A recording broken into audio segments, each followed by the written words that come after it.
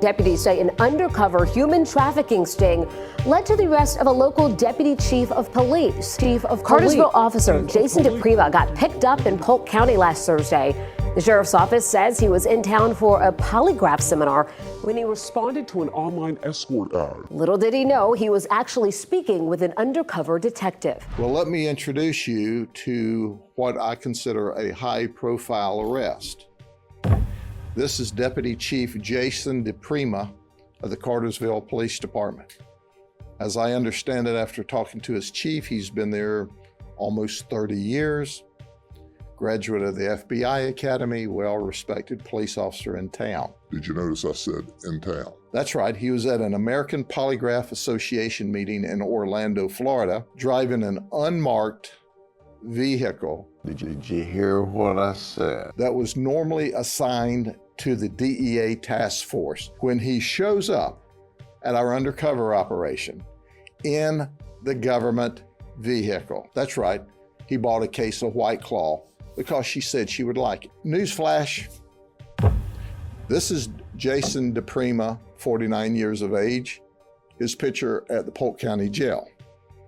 That's right, and let me tell you the story as he relates it to us. He is texting with, guess what? Our undercover detective. He started this conversation with her on Wednesday night where he was going to show up, but he became spooked. But on Thursday night, he just couldn't resist the urge to be with our undercover detective, who he thought was a high-class prostitute. He said, I'm in. He said, I'm in. Ultimately, he's arrested. But the conversation is very interesting.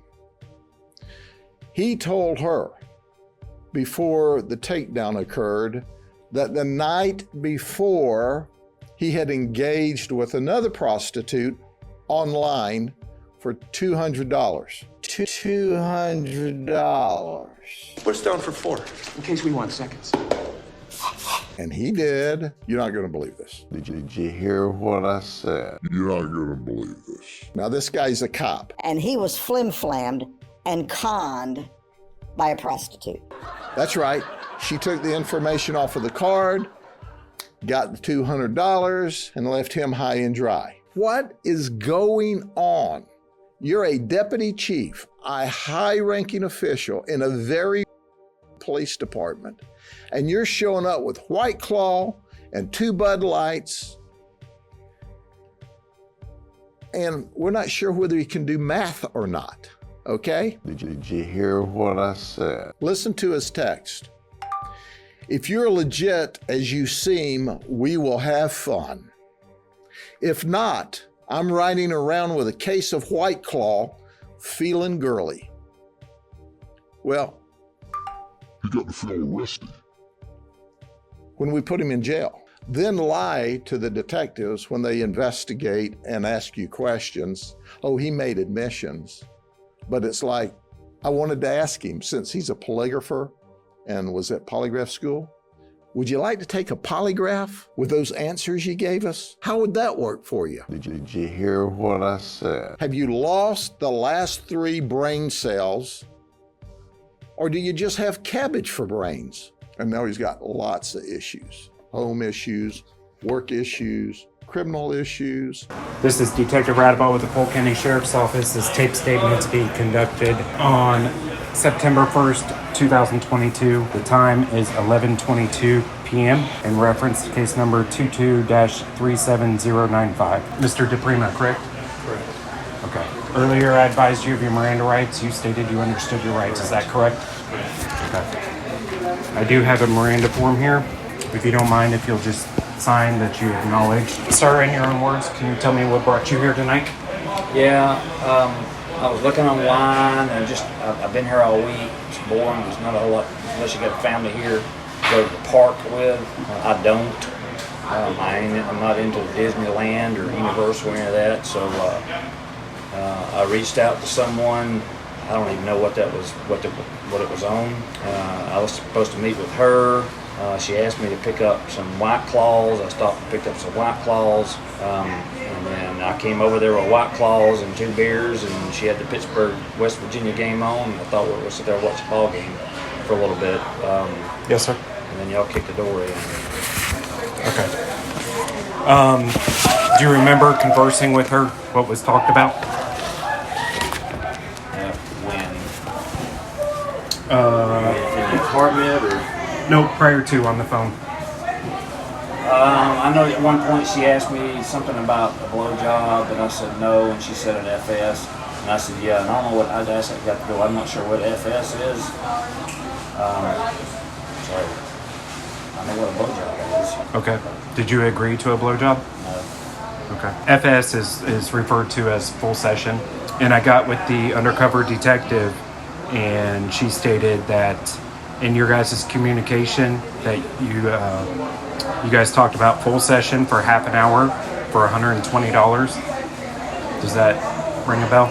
She might have said FS, but she's never said full session, and I don't know what full session is. Okay. So I don't know what, I know what that looks like paying for $120 to sit there and watch a ball game with somebody, but I've never said anything sexual, Yes, sir. anything sexual with her. Okay. Did she say that she would provide a condom? She did. Did you bring the White Claw at her request? I did. Did you guys originally talk about starting with oral sex? I don't remember that. Okay. Do you know what site you met her on? I do not. Okay. Okay. Do you have anything else you'd like to add, sir? Okay. Did anybody force you or coerce you to give this statement? Did anybody promise you any rewards for your statement? Have you given this statement on your own free will? Okay. And you live in Kingsland, Georgia? Yes. Okay. All right. This taped statement concludes on September 1st, 2022. The time is 11:27 p.m. Georgia Post, this is Monica. Hey, Monica, this is Jason Diprima. How are you? I'm well, sir. How are you doing? Oh, well, I'm better. Oh, well, that's good. That's good. I'm glad to hear that. So, I was actually trying to call you today, and the number that I have on the gateway, it just kept ringing, and I wasn't ever able to leave any kind of message or anything for you. Actually, I just got your disposition from Florida, and I've got a copy of the report. I just finished everything up, and I was going to talk to you before I turned it in. And the only thing, I'm not going to rehash everything with you. It is what it is. You know what. But there's a discrepancy in the written statement that you gave me and the police report that they sent me. They are saying that they Mirandized you and interviewed you. And I said that they didn't? Yes, sir. Can you tell me what it was I said in there? Yeah, let me pull your file. Basically, it was the second paragraph of your written response. It says, I'm sorry, it's your first paragraph. You said, I simply have no explanation. However, please do, you left out not, make a decision based on the statements by Sheriff Judd on his news conference. They are misleading and not completely truthful. I was not interviewed, so I was never allowed to make statements about the incident. Yeah, I don't know what I'm referring to there unless it was post. That's not accurate. They did Mirandize me there, and they did ask me questions there. So that's not. I must be referring to something after that event. Okay.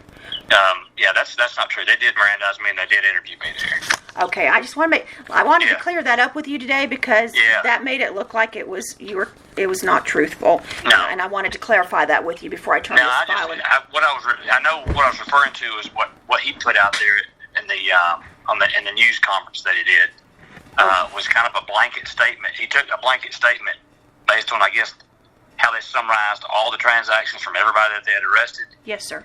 And those didn't apply to everybody. Right. And some of the things, but to me, that was probably more hurtful. And I admit what I did. Yes, sir. And I fully own it.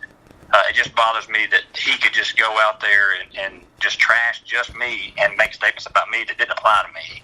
I didn't want somebody to take that and judge me based on what he said. Right, and that was probably done because of your position. Yeah. So, but I just wanted to make sure that, because when I read this, it made me think, well, because I even called the agency, and it took me a long time. I finally got a hold of the detective that interviewed you, and he said, yes, I did interview him. So I was like, I need to make sure I get clarification on this. So in regards to the email you sent me, you reported your arrest and started the post-investigation before they even submitted a C-11 showing that you resigned in lieu of termination.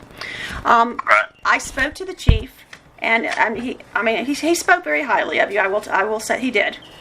And he said that, they were going to do an internal investigation, but they didn't do one because you did resign. Right. So I have no control of what they put on a C11. So I just wrote down. That's kind of what I figured. I didn't know if y'all just posted however they reported. We do. We have. Me and them, and that's fine too. I mean, I'll never go back to law enforcement anyway. We have to, sir. But So it bothers me that it shows that in lieu of, because that was never even discussed. I went in and I resigned. And I just, to me, it's like it says, well, he resigned, or he was going to be terminated. Well, I couldn't be terminated without an investigation. And no investigation was ever initiated. Right. He sends that out every time somebody resigns when he feels like they've done something wrong. And most times we never did an investigation because they resigned. He always sends that in lieu of being terminated. And I always felt like that wasn't right. And surely for me, I felt like it wasn't right. And I agree. I mean, you should be made aware that you actually were going to be terminated before it's listed as that. But unfortunately, I can't change it. And I'll be first to tell you, we get a lot of officers that rebuttal that because that's not what they were under the impression of. They thought if they resigned, everything was good. It wasn't going to be showing anything negative in the light of post. And then they're hit with, it was in lieu of termination, which prompted a post investigation. Yours would have just prompted an investigation basically purely on your arrest. And that's what I listed in my summary, is that's what started my investigation, was you self-reporting your arrest. Yeah. So I was required to. I'm just going to go back because I'm done with this, and I'm going to turn it in, and so it'll be heard before the end of the year. Okay. But I just wanted to make sure about that comment, because to me that was like, was he trying to miss? And I think, and I don't know, I mean, I'm looking back from months back, plus I don't remember much about that night anyway, to be honest with you. I probably try to block a lot of it out. I don't even like talking about it, but I freely talk about it to people that I work with now because I want people to know the truth. I don't want them to remember me what they see on Google. Yes, sir. And the truth is, I screwed up. I made a mistake. I own it, and I don't deserve to be working in law enforcement because of it. But that being said, I do know they Mirandized me. I don't think they asked me any questions about contacting anybody, what I was there for, any of that kind of stuff. I think it was all demographic stuff, but that doesn't matter. It really doesn't matter. I mean, whether they did or not, I own it. Okay, but they did Mirandize me. And let me just tell you, this court disposition from Florida looks way different than anything I've ever seen in the state of Georgia. So it basically looks like you pled NOLO.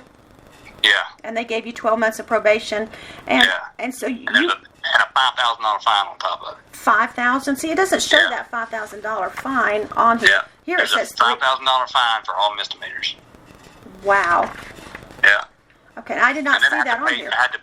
I also had to pay them for the investigation they did on me. Pay the police department.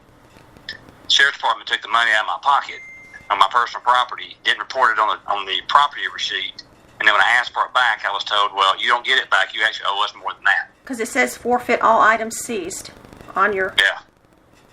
Oh, and then they allowed you to, I've never heard of this either, so you were supposed to serve 100 hours of community service, and you could sell back, or you could buy that out at $11 per hour. Which I had to. I work for Norfolk Southern now, and the way the dispatching system works for Norfolk Southern down in Atlanta is that you're on an on-call board. Once you get what's called marked up and you're trained to be one, and so I'm on an on-call board. I don't know what day I'm working, and I get 2 days off. I get paid for 5 days a week. I may not work 5 days a week. I may work 3 days a week, but I get paid for 5 days. Okay. But I don't know what days I'm working until, I don't know if it's an off day until midnight. If they didn't call me, then I was off today. So it's like, I can't go nowhere or really do anything because they may call me. Right. And I've got 2 hours to be there. So I never know what my schedule is. So that's why I asked. Well, you can't make it to Orlando in 2 hours anyway. No, I work in Atlanta. I'm talking about I'd have to be at work. Gotcha. Yeah, I'd have to be at work for Norfolk Southern within 2 hours. I see what you're saying. So, all right. Yeah. So that's a lot of. I was going to ask you something else, and it went straight out of my head. But I'm glad you were able to find something else to do. Well, you didn't lose your retirement though, did you? No, I'll start drawing it the first week of August. Okay. I have to put in for it at the end of this month, and my birthday is July 7th, so it's the following month. Okay. So. And I'll be making as much as I was making at the police department working for Norfolk Southern. The hours won't be as good, but I'll be making just as much, and our retirement on top of that will bring home even more money. I wouldn't go back, and I ain't glad that it happened. Right. You know, but at least I'm not sitting here broke poor, and I'm not divorced, and I didn't lose my kids, and I didn't lose my house or any of that. So Well, I've been blessed through all of it. Well, I'm glad. I'm glad to hear that. I'm glad to hear that. So, but good luck to you, sir. I just wanted. Thank you, Monica. I just wanted to make sure that I didn't want to turn this in without talking to you because it made it sound that you weren't being truthful. Right. Okay. Yeah, they did. I don't know what questions they would have asked, but I know they didn't ask anything about the crime itself. But they did Mirandize me. Okay. Well, sir, you have a. I'm just glad that things worked out for you. Yep. Thank you, Monica. Have a good day, sir. All right, you too. Bye-bye. Bye-bye.